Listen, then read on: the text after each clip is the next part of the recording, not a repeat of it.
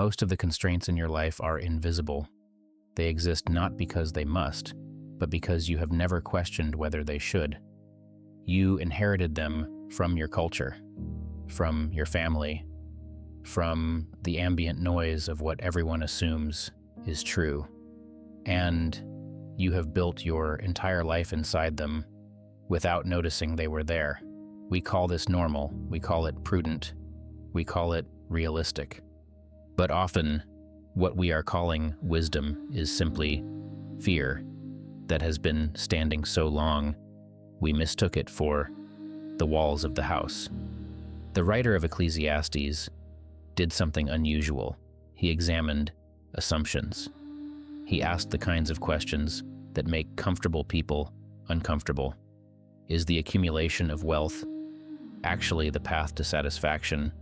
Is ambition actually the answer? Is busyness actually virtue? And what he discovered was that most of what the world calls success is vanity. Not because these things are evil, but because we pursue them for reasons we have never examined.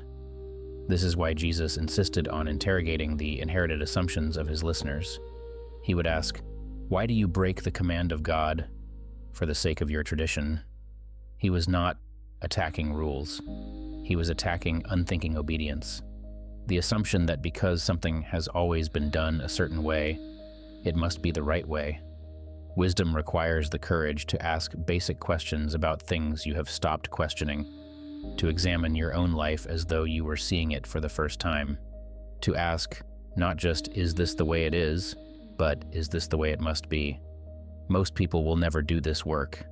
They will follow the groove that has been cut for them, never knowing it was optional. But you are not most people. You are capable of stepping back and asking, what have I accepted without examination? What doors have I decided were locked without ever trying the handle? That examination, that alone, is where freedom begins.